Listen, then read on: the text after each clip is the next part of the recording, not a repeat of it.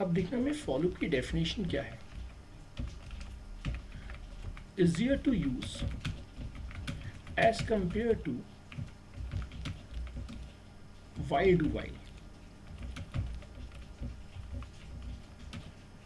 since a initial value, b counter condition and c counter can be specified in a single statement.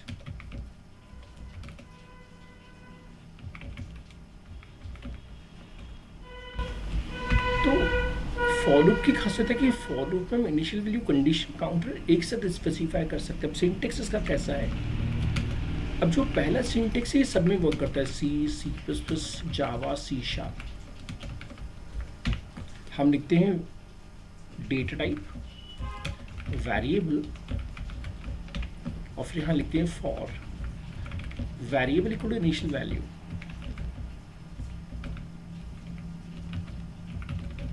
फिर condition, फिर counter. जैसे example की बात की जाए, हम जानते हैं कि एग्जाम्पल हम हमेशा मेन के अंदर लिखते हैं। तो हम लिखते हैं कुछ ऐसा इंटीजर आई, जैसे मैं सीरीज बनाना चाहता हूँ 1 से 5 तक,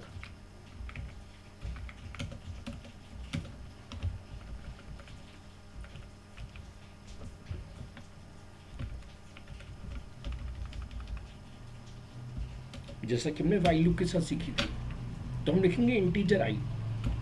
अब हम जानते हैं कि हमारी स्टार्टिंग वैल्यू क्या है, आई इक्वल टू 1, फिर कहाँ तक जाना है, आई लेस देन इक्वल टू 5 तक, और आई प्लस प्लस। अब यहाँ पे कर्ली ब्रेस आ जाते हैं, यानी ब्लॉक हम बनाते हैं, और जो भी स्टेटमेंट्स आपको लिखने हो वो स्टेटमेंट्स यहाँ आ सकते हैं, और स्टेटमेंट को डी नाम देते हैं, क्योंकि जो ए पार्ट था, बी पार्ट था, सी पार्ट था, यहाँ आ चुका, तो बस डी पार्ट यहाँ में देना होगा। अब ऐसे हम कर्ली ब्रेसेस यहाँ लगा देते हैं, और हमें प्रिंट करना है, हमें प्रिंट करना है आई को। हमेशा की तरह हम स्लैश टी से थोड़ा सा गैप देना चाहेंगे, और यहाँ आई हमने प्रिंट कर दिया। अब एक नया सिंटेक्स और भी है जो सी प्लस प्लस में इंट्रोड्यूस किया गया। तो सी प्लस प्लस, जावा और सी शार्प में वर्क करता है, not in C. Now it is possible to declare variable directly inside for loop.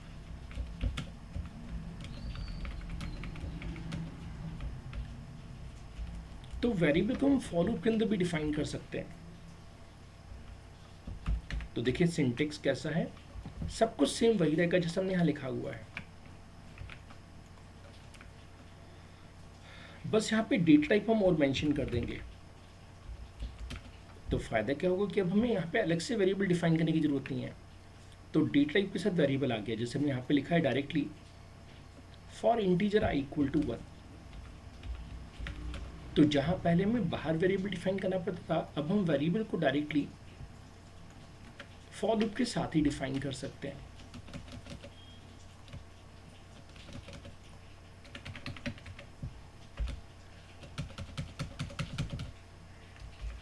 अब यहाँ पे एक इंपॉर्टेंट पॉइंट में लिख रहा हूं,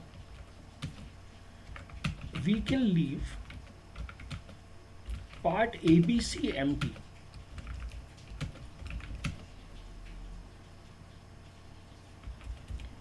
इन for loop, they are optional to specify. अगर आपने मेरे चैनल पे कुछ वीडियो देखे हो तो कुछ ऐसे वीडियोस भी थे जिसमें या तो इनिशियल वैल्यू मिसिंग थी, या कंडीशन मिसिंग थी, या काउंटर मिसिंग थी। तो ऐसा पॉसिबल है। लास्ट टाइम एक प्रोग्राम बनाया था दोस्तों जिसमें डिजिट्स का सम फाइंड कर रहे थे। अब वो प्रोग्राम ने बनाया था वाइल लूप की मदद से, जैसा कि आप यहाँ देख पा रहे हैं।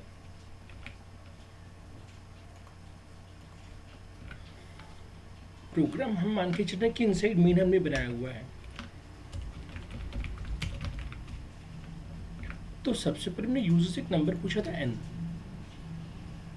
और उस नंबर n को मैं वेरिएबल m में स्टोर कर लिया था, जिससे कि ओरिजिनल वेरिएबल अफेक्ट ना हो। अब क्योंकि हमें सम फाइंड करना था, तो हमने एक वेरिएबल सम इक्वल टू 0 रख लिया था। यहाँ पे हमने वाइल लूप परफॉर्म किया था और यहाँ पे रिमाइंडर फाइंड करके सम फाइंड किया था। लास्ट में सम को प्रिंट कर दिया था। अब इसी प्रोग्राम में दो जगहों पे मार्किंग की थी कि यहाँ पे कुछ चेंजेस करके हम नए प्रोग्राम्स बना सकते हैं।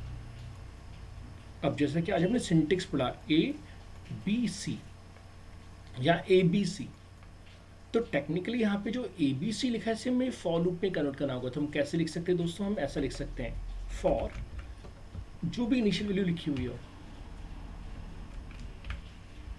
तो ये इनिशियल वैल्यू है।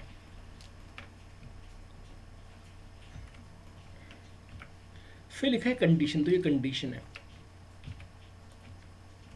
फिर काउंटर, अब जो इनिशियल वेरिएबल है वही उसी का काउंटर यूज होगा, तो ये काउंटर आ गया। अब हमारे स्टूडेंट गलती यहाँ पे करते हैं, वो यहाँ पे सेमीकोलन देना भूल जाते हैं, यहाँ पे कॉमा दे देते हैं, जबकि यहाँ पे सेमीकोलन आता है। तो सभी से रिक्वेस्ट से ध्यान दीजिएगा कि यहाँ पे सेमीकोलन देना है। अच्छा, फिर डी पार्ट, तो बाकी सब चीज़ें यहाँ से हट जाएंगी और जो बचा हुआ पार्ट है वो यहाँ आ जाएगा, जिसको हमने डी पार्ट का नाम दिया था। तो आपके यहाँ पे दो ही स्टेटमेंट बचे हैं, r equal to m% n और sum equal to sum plus r। अब इसी कोड को हम एग्जीक्यूट करके देखना चाहेंगे हमें कैसा रिजल्ट मिलता है।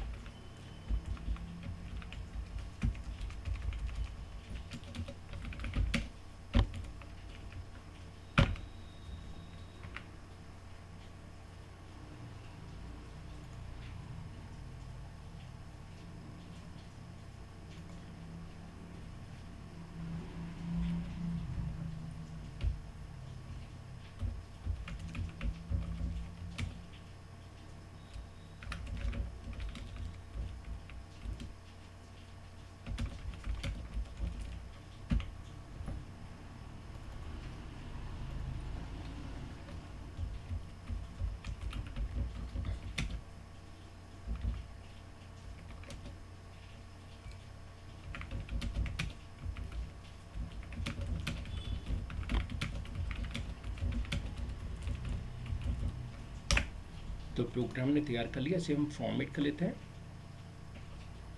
और कंपाइल कर लेते हैं। सब कुछ होकर अब इसे रन करते हैं। तो जैसे हमने 153 इनपुट किया, जैसा कि हमने लास्ट टाइम 153 इनपुट किया था, तो आप देख सकते हैं हमें यहाँ पे मिल रहा है कि सम आएगा 153 के डिजिट का 9। अब एक ही प्रोग्राम मैंने कहा था कि कई चीज़ें पॉसिबल हैं, जैसे कैंपस में कहा जाएगा कि सम भी फाइंड करना है, प्रोडक्ट भी फाइंड करना है। तो यहाँ पे मैं प्रोडक्ट भी फाइंड करके दिखा देता हूँ। तो बस हमें एक वेरिएबल और चाहिए, प्रोडक्ट, या जो भी नाम देना चाहें आप। Always try to give meaningful names. ये आइडेंटिटी वैल्यूज है।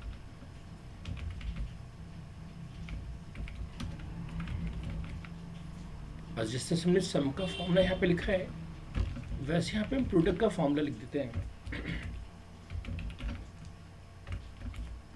और जैसे से हमने सम प्रिंट किया है, वैसे हम प्रोडक्ट भी शो करना चाहेंगे। तो इसी को हम कॉपी कर लेते हैं और यहाँ पे प्रोडक्ट को भी प्रिंट कर लेते हैं।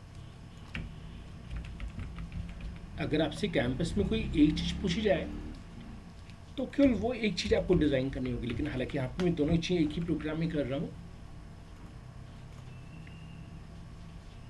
और इसे रन करते हैं। अगेन मैं 153 दे रहा हूँ, तो हम जानते हैं कि 1 × 5 × 3 15 होगा। तो प्रोडक्ट भी सही आ रहा है और सम भी सही आ रहा है।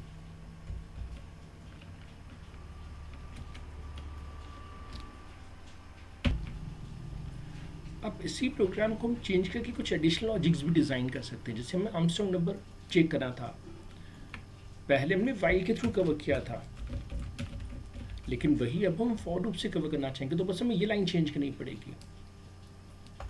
अगर आपको प्रोडक्ट ना निकालना तो आप इस लाइन को यहाँ से रिमूव कर देंगे, तो उस केस में प्रोडक्ट हमें शो नहीं होगा।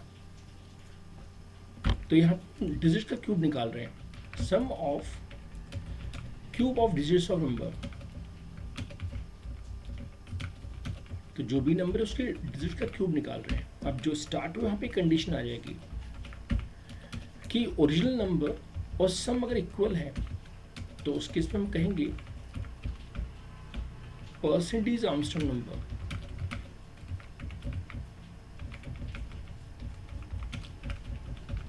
और एन को प्रिंट करवा देंगे। लेकिन बाय चांस सारी कंडीशन फुलफिल नहीं होती है तो हम कहेंगे वो नंबर आर्मस्ट्रांग नहीं है। अब यही चीजें मैं आपको करके दिखाना चाहूंगा इस प्रोग्राम में।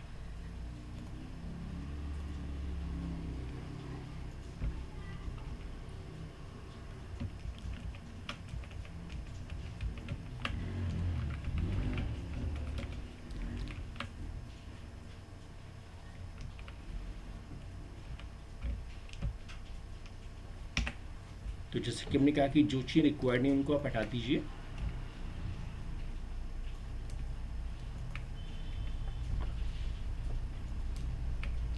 और जहाँ भी चेंजेस करने के लिए कह गया वहाँ पे चेंजेस अप्लाई कर लीजिए। तो हम यहाँ पे चेंजेस अप्लाई करने हैं। अब हमें इस लाइन की जरूरत भी नहीं है, इसकी जगह हमें इफ कंडीशन रिक्वायर्ड, तो हम यहाँ पे इफ कंडीशन अप्लाई कर देते हैं।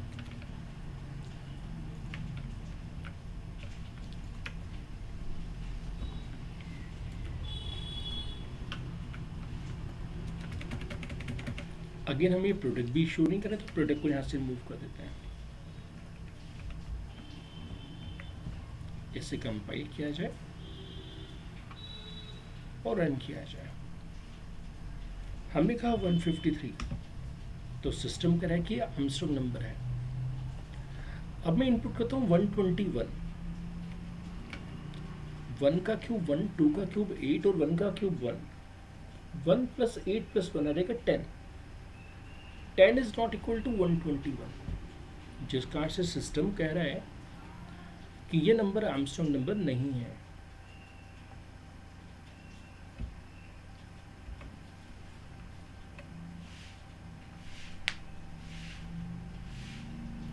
चलिए फिर से कोई डिफरेंट नंबर ट्राई करते हैं, जैसे 307। 307 को नॉट आर्मस्ट्रांग कह रहा है। फिर हम ट्राई करते हैं 370, तो सिस्टम कह रहा है ये आर्मस्ट्रांग नंबर है। चेक करते हैं क्यों है ये। पहले हमें निकालना है 3 का क्यूब जो कि आएगा 27। फिर हम निकालना है 7 का cube.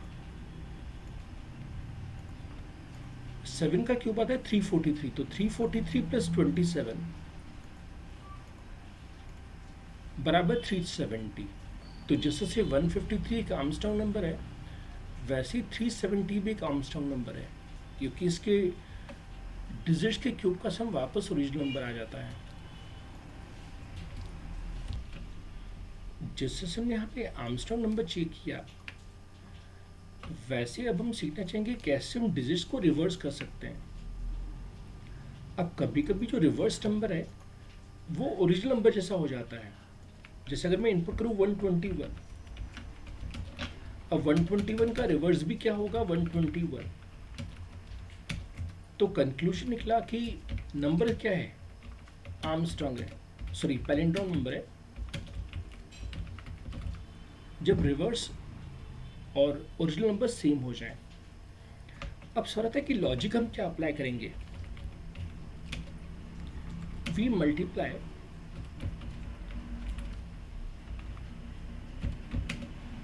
Reminder value by 10 to move its position from unit place to 10 place and so on। हम स्कूल लाइफ में टीचर सिखाया करते थे कुछ ऐसा कि पहला नंबर 1 है तो केवल 1 कहलाएगा, अब मेरे पास एक नंबर आ गया 2 और मैम चाहती है कि 12 बन जाए, तो डायरेक्ट इनको हम ऐड नहीं कर सकते क्योंकि 1 + 2 करेंगे तो 3 बन जाएगा। तो अगर हम चाहते कि 12 बन जाए तो हमें इसका प्लेस यूनिट प्लेस से 10 प्लेस में करना होगा। तो मैम में सिखाया करती थी कुछ ऐसा, 1 × 10 + 2, that means we have to move 1 from unit place to 10th place, then हम उसमें 2 ऐड कर देंगे तो क्या बनेगा 12। अब मान लो एक नंबर और आ गया 3 और हम चाहते कि 123 बन जाए, तो 12 + 3 से काम नहीं बनेगा, ये 15 बन जाएगा, ये रॉन्ग है।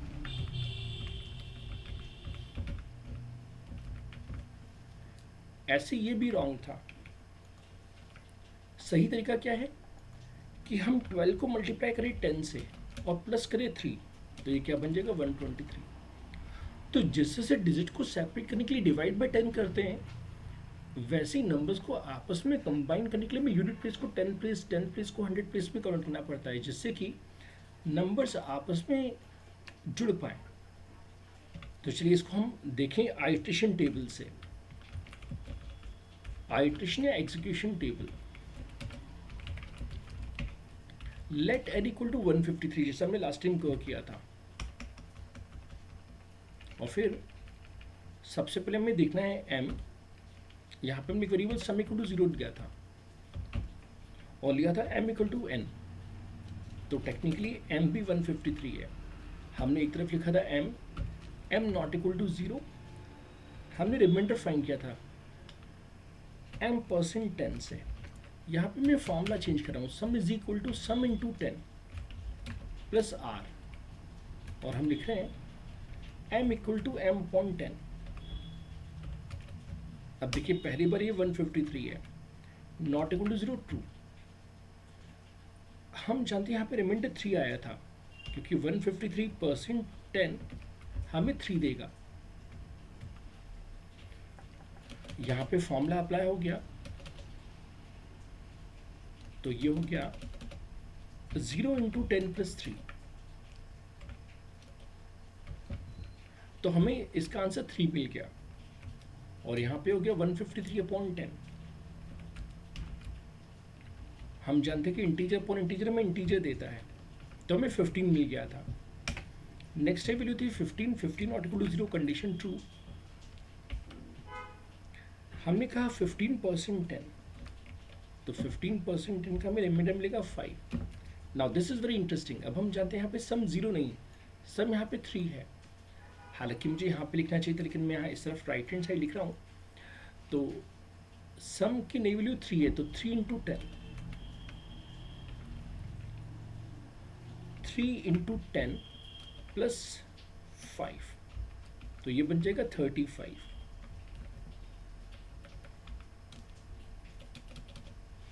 और अंत में हमने कहा 15/10, तो हम जानते हैं कि 15/10 1.5, तो जिसकी integer value 1 not equal to 0, condition true. 1% 10 बराबर 1। अब देखिए सम ऑलरेडी 35 बन चुका है, अब ये ऑलरेडी 35 बन चुका है, तो 35 × 10 + 1, 351। तो हमने इनपुट किया था 153, जबकि मिला है हमें 351, जो कि उसका रिवर्स है। अब यहाँ पे होगा 1/10, 0.1 उसकी integer value 0, 0 not equal to 0 false, तो स्टॉप। अब यहाँ पे अगर हम देखें, हम लिखे प्रिंट ओरिजिनल नंबर n,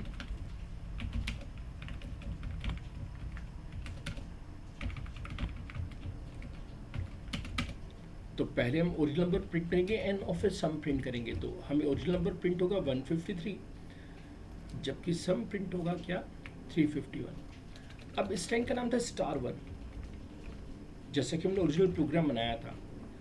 तो टेक्निकली बस हमें फॉर्मूला ही चेंज करना होगा यहाँ पे। ऐसे *2, अगर हमें कहा गया कि पैलिंड्रोम चेक करो, फॉर पैलिंड्रोम हमें कंडीशन ऐड करनी पड़ेगी to check for palindrome.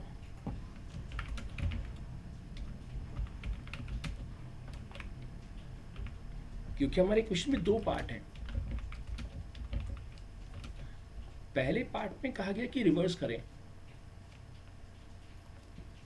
Second part में कहा गया कि चेक करें कि वो पैलिंड्रोम है या नहीं। तो अगर ओरिजिनल नंबर और सम बराबर हैं तो हम कह सकते हैं कि नंबर जो है वो पैलिंड्रोम है, और अगर नहीं तो हम कहेंगे कि वो नंबर पैलिंड्रोम नहीं है। तो चलिए इस चीज़ को हम लैपटॉप पे भी परफॉर्म करके देखना चाहेंगे, तो इस प्रोग्राम को हम सेव एज कर लेते हैं।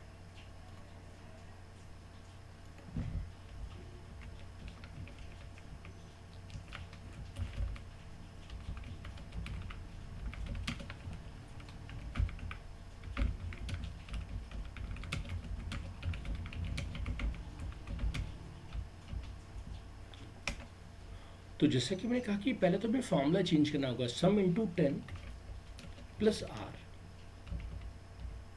तो जब भी एक नया यूनिट प्लेस आएगा तो हम एग्जिस्टिंग यूनिट प्लेस को 10 प्लेस पे, 10 प्लेस को 100 प्लेस पे मूव करते जाएंगे, और जब कंडीशन हमारी मैच हो जाएगी तो यहाँ पे हम आर्मस्ट्रॉन्ग नंबर नहीं बल्कि एक पैलिंड्रोम नंबर कहेंगे।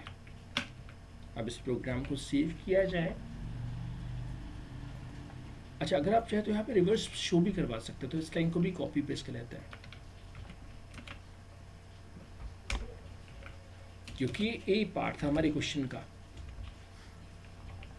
इसे सेव कर लेते हैं, कंपाइल कर लेते हैं।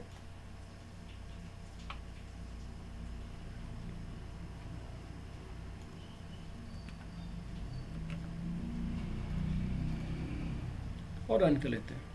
तो जैसे हमने कहा 121, अब 121 का रिवर्स भी 121 बनेगा, जिस कारण से सिस्टम कह रहा है कि पैलिंड्रोम नंबर है। फिर से एक बार रन किया जाए। हम कह रहे हैं 153, तो सिस्टम कह रहा है कि इसका रिवर्स बनेगा 351, जो कि पैलिंड्रोम नहीं है।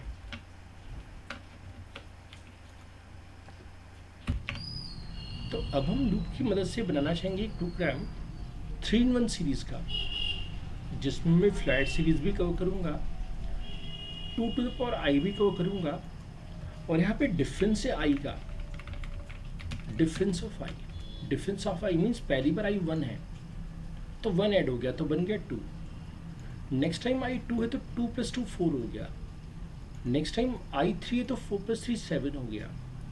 अब i 4 है तो 7 + 4 11 हो गया। तो देखिए इस प्रोग्राम को हम बनाएंगे कैसे। सबसे पहले तो हमें एक वेरिएबल n चाहिए नंबर ऑफ टर्न्स पूछने के लिए, और लूप चलाने के लिए वेरिएबल i। तो हमने यूजर से कहा and number of turns to print.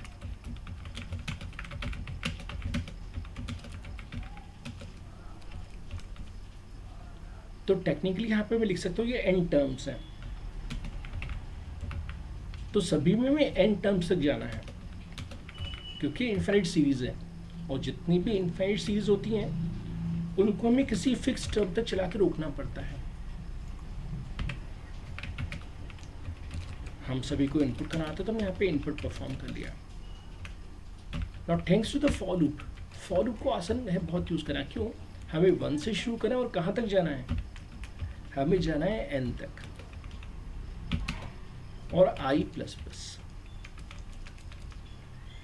अब हम एक एक्स्ट्रा वेरिएबल j ले लेते हैं और बात करते हैं फ्लाइट सीरीज की। अब हम देख रहे हैं कि यहाँ पे हमारी फ्लाइट सीरीज 0 से शुरू हो रही है। अब क्योंकि ये 0 से शुरू हो रही है तो क्यों ना हम इसको 0 रख दें,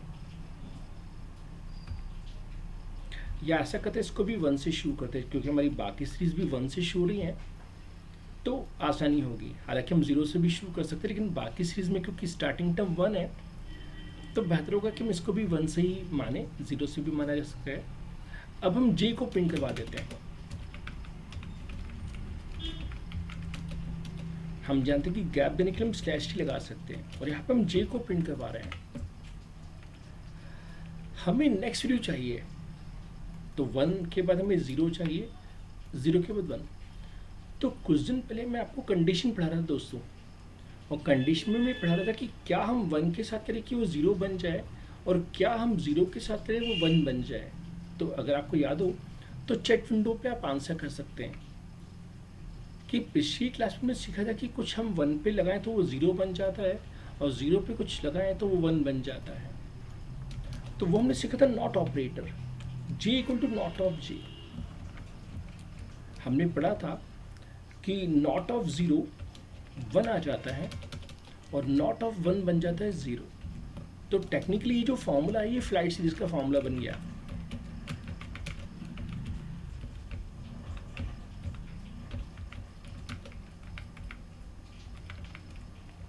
अब इसे मैं कमेंट कर देता हूँ।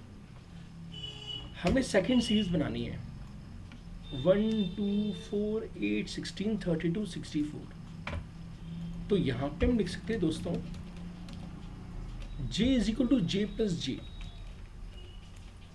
देखिए आप, पहली बार j 1 था तो 1 प्लस 1 2 आ जाएगा, तो नेक्स्ट टाइम 2 प्रिंट होगा। नेक्स्ट टाइम j 2 है तो 2 प्लस 2 4 होता, तो नेक्स्ट टाइम 4 प्रिंट हो जाएगा। अब नेक्स्ट टाइम j 4 है तो 4 प्लस 4 8 हो जाएगा। फिर 8 प्लस 8 16, 16 प्लस 16 32। अब इसी को हम चाहे तो ऐसा लिख सकते हैं j is equal to 2 into J, यानी हर बार जो j है वो ट्वाइस हो जा रहा है। तो टेक्निकली ये किसका फॉर्मूला हो गया? Formula for 2 to the power i। तो अगर आपसे कैंपस में पूछा जाता है कि फ्लाइट सीरीज बनानी है तो आप इसको एक्टिवेट कर दीजिए, इसको डिसेबल कर दीजिए। आपसे कहा जा रहा है कि पावर की सीरीज बनानी है तो आप इसे डिसेबल कर दीजिए, इसे एक्टिवेट कर दीजिए। अच्छा, अब हम अंतिम फॉर्मूला डिजाइन करते हैं दोस्तों। हमें अंतिम फॉर्मूला बनाना है j is equal to J plus आई।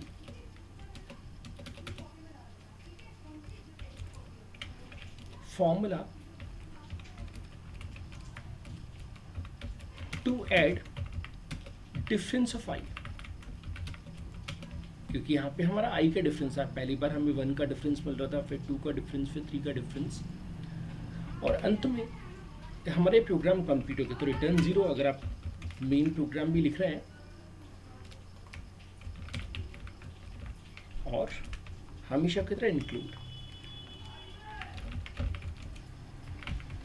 अब इस प्रोग्राम को रन करके पहले हम एग्जीक्यूशन टेबल देखना चाहेंगे। लेट n इक्वल टू 5, हमें 5 टर्म्स चाहिए। तो यहाँ पर हम लिखेंगे i less than equal to 5, condition true या फॉल्स। हम प्रिंट करवाएंगे j को, और हमने 3 फॉर्मूले सीखे। हमने पहला फॉर्मूला सीखा j equal to not of j, फिर हमने सीखा j equal to J plus J, और फिर हमने सीखा j equal to J plus I, और फिर i equal to I plus 1। देखिए पहली बार i 1 है, कंडीशन ट्रू है, प्रिंट हो जाएगा j, क्योंकि हमने यहाँ पे j 1 माना हुआ है, तो j प्रिंट हो जाएगा 1। नॉट ऑफ 1, नॉट ऑफ 1 हो जाएगा 0। यहाँ पे अगर हम बात करें तो j हो जाएगा 1 प्लस 1, यानी कितना 2, और यहाँ हो जाएगा 1 प्लस 1 बराबर 2।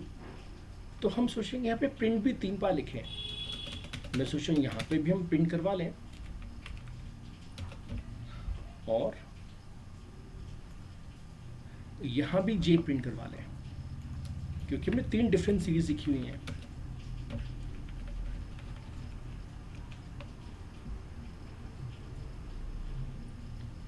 प्रिंट j को हम आगे ले लेते हैं, ऐसे यहाँ पे भी j को हम आगे ले लेते हैं। तो टेक्निकली मुझे 3 टेबल बनाने चाहिए थे, लेकिन समझाने के लिए मैं एक ही प्रोग्राम में तीनों ऑपरेशंस परफॉर्म कर रहा हूँ। जैसे यहाँ पे भी j 1 प्रिंट हुआ, लेकिन 1 प्लस 1 2 बन गया। ऐसे यहाँ पे भी j प्रिंट हुआ 1, और 1 प्लस 1 हो गया 2।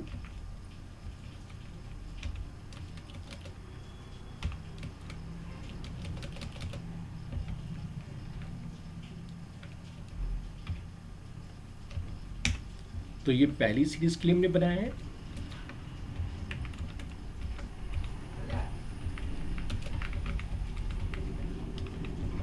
ये मैंने बनाया सेकेंड सीरीज के लिए 2⁻i, और ये मैंने तीसरी सीरीज के लिए बनाया है डिफरेंस ऑफ i। अब नेक्स्ट टाइम i की वैल्यू रहेगी, डिपेंड करता है कि हमने क्या यूज किया है। तो यहाँ पे i2 है <5 यस। अब यहाँ पे j प्रिंट करता हूँ, अब देखिए यहाँ पे j 0 बन चुका है तो यहाँ 0 प्रिंट होगा। अब नॉट ऑफ 0, तो नॉट ऑफ 0 आएगा 1। अब इस सीरीज की बात करें तो यहाँ पे देखिए j के लिए हो चुकी थी 2, तो 2 प्रिंट होगा। अब 2 + 2 = 4। अब इस सीरीज की बात करें तो यहाँ पे j2 था तो 2 प्रिंट होगा। अब 2 + 2, तो 2 + 2 होता है 4, तो यहाँ पे नेक्स्ट वैल्यू हो गई 4।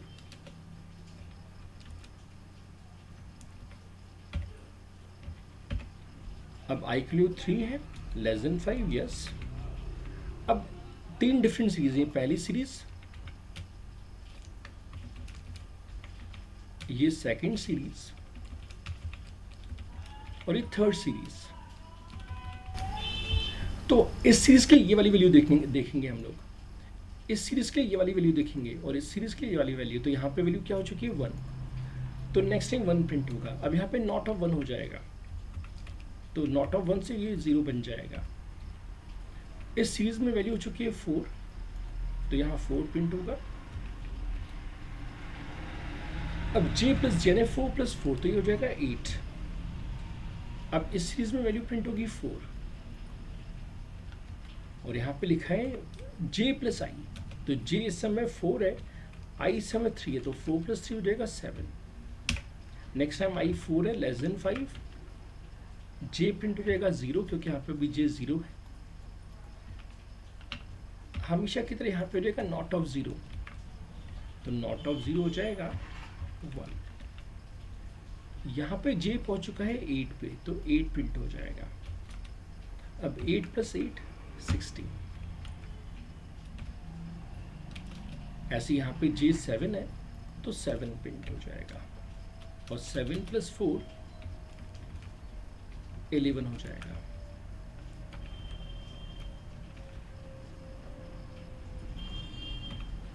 अब अंतिम टर्म प्रिंट होगी, यहाँ पे आई हो जाएगा 5 <= 5, कंडीशन ट्रू, 1 प्रिंट हो जाएगा, यहाँ पे नॉट ऑफ 1 हो जाएगा यहाँ, जो कि 0 आएगा। नेक्स्ट टाइम में यहाँ पे मिलेगा 16, यहाँ पे 16 + 16 32 हो जाएगा। इसी तरह से यहाँ पे 11 प्रिंट होगा, और यहाँ पे 11 + 5 16 हो जाएगा।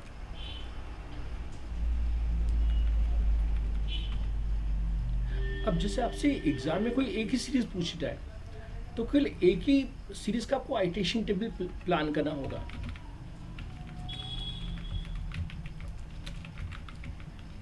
अब इस प्रोग्राम को हम रन करके देखना चाहेंगे कि जैसे हमने प्लान किया वैसा ही वर्क कर रहा है कि नहीं।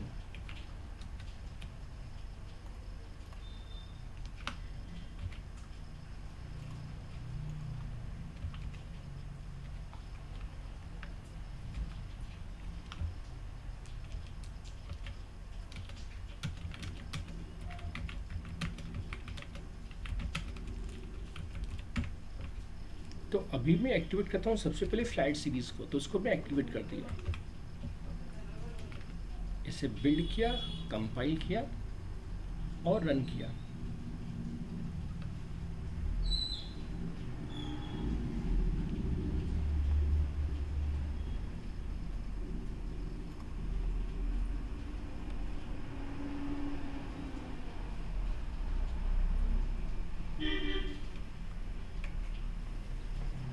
हमसे नंबर ऑफ टर्म्स पूछेगी, तो हमने कहा 5 टर्म्स। अब देखिए 5 टर्म्स 10 10 10 प्रिंट हो रहा है, जैसे कि मैंने आपको इस एग्जीक्यूशन टेबल में समझाया कि अगर हम ये वाला फॉर्मूला अप्लाई करते तो ये सीरीज हमें मिल जाएगी। चलिए अब हम फॉर्मूला चेंज करके ये वाला फॉर्मूला अप्लाई करते हैं। तो हमने इस फॉर्मूले को यहाँ से डिसेबल कर दिया, दूसरे फॉर्मूले को एक्टिवेट कर दिया, फिर से कोड को कंपाइल करना होगा,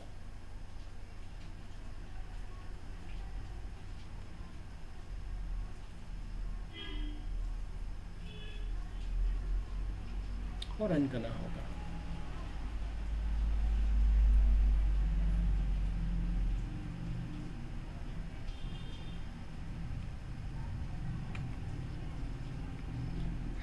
पे कहा नंबर ऑफ टर्म्स फिर से 5, तो ये 5 टर्म्स हमारी प्रिंट हो रही हैं सेकेंड फॉर्मूले के हिसाब से। और फाइनली हमें ये वाला फॉर्मूला अप्लाई करना है, डिफरेंस में आई ऐड करना है।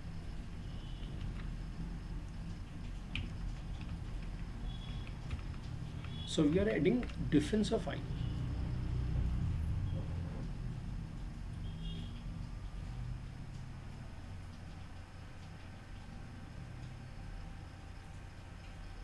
और इसे रन करते हैं।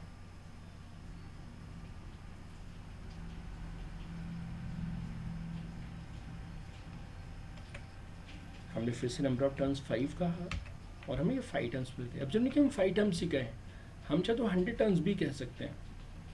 हालांकि हो सकता है कि नेगेटिव रेंज में चला जाए 100 ऐड करने पे, नहीं 100 ऐड करने पे नहीं हुआ नेगेटिव रेंज में, लेकिन हाँ आप देख सकते हैं हमें सीरीज जो है वो डिफरेंस में भी मिल रही है। अब हम कुछ कैंपस क्वेश्चन डिस्कस करना चाहेंगे। कुछ दिन पहले हमने डेटा टाइप्स पढ़े थे, integer data type, float data type, double data type, और सबके डिफरेंट साइज थी। जैसे इंटीजर 4 बाइट्स लेकिन केवल होल नंबर स्टोर करता है, फ्रैक्शनल पार्ट नहीं। फ्लोट कंज्यूम करता है 4 बाइट्स जिसमें फ्रैक्शन वैल्यू हो सकती है। डबल कंज्यूम करता है 8 बाइट्स जिसमें फ्रैक्शन हो सकता है। तो हमारे लिए तीनों इक्वल हैं, ये भी 1 है, ये भी 1 है, ये भी 1 है, लेकिन इंटरनली कंप्यूटर को डिफरेंट फॉर्म में स्टोर करता है। अब दोस्तों कैंपस क्वेश्चन 1 और कैंपस क्वेश्चन 2 में डिफरेंस क्या है?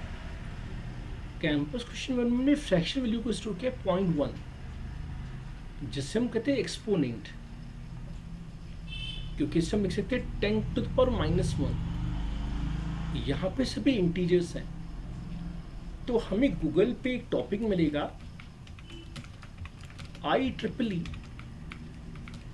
Floating point representation.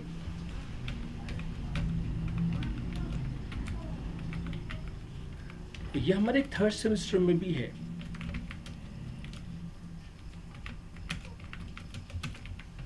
हो सकता है कि सब्जेक्ट का नाम कुछ डिफरेंट अब हो गया हो, लेकिन इसका टेक्निकल जो सब्जेक्ट है वो है कंप्यूटर सिस्टम ऑर्गेनाइजेशन। तो जिन भी फ्रेंड के सिलेबस में ये टॉपिक हो वो अपनी बुक में से भी रेफर कर सकते हैं, या अगर आप गूगल करना चाहें तो गूगल में भी सर्च कर सकते हैं IEEE रिप्रेजेंटेशन, जिसमें आप समझेंगे कि नंबर इंटली कैसे स्टोर होता है।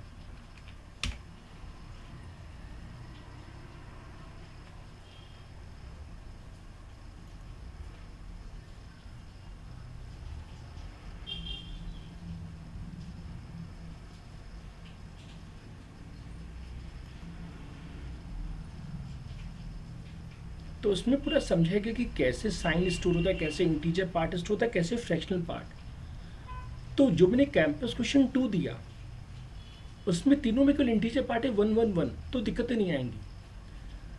लेकिन जिनमें भी फ्रैक्शनल पार्ट उनमें डिफरेंस आ जाएगा। क्यों? क्योंकि सबका फ्रैक्शनल पार्ट रिप्रेजेंट करने का तरीका चेंज हो जाएगा, क्योंकि एक 8 बाइट का है और एक 4 बाइट का है। तो आपको घर में इस प्रोग्राम को रन करना है और देखना है कि किसका हमें क्या आंसर मिल रहा है, इक्वल मिल रहा है कि अनइक्वल मिल रहा है।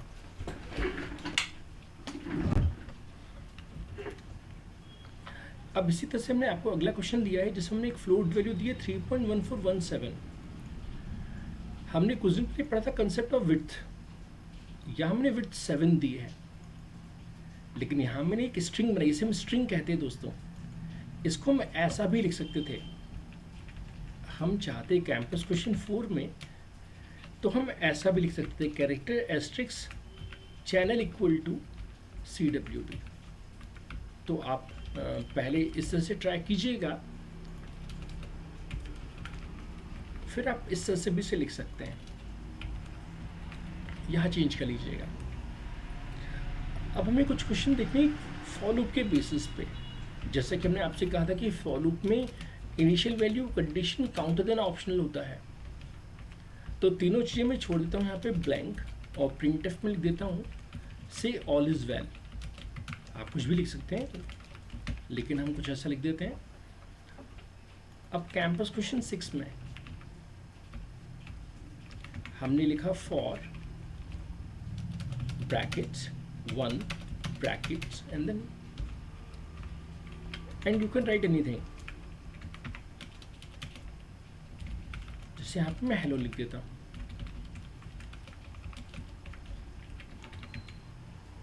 अब इसी में मैं उम्मीद करता हूँ कि आप घर में ट्राई करेंगे. Similarly try not 1, not 0, not 1, ये 1 बाय 1 ट्राई करने हैं. एक समय पे एक ट्राई करना है. और ट्रिपल नॉट 1 जैसा कि हम पहले भी वाइल लूप में सीख चुके हैं. अब कैंपस क्वेश्चन 7 में हम कुछ ऐसा करेंगे. इंटीजर i इक्वल टू 1, यहाँ पे i इक्वल टू 1 लिखने की जरूरत नहीं, हम सिंपली i लिख देते हैं. यहाँ लिख देते हैं for i equal to 1 plus plus i less than equal to 5 और हम प्रिंट करवा देते हैं i को.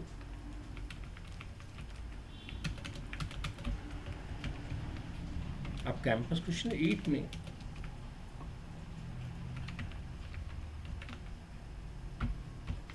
आप ट्राई करेंगे फॉर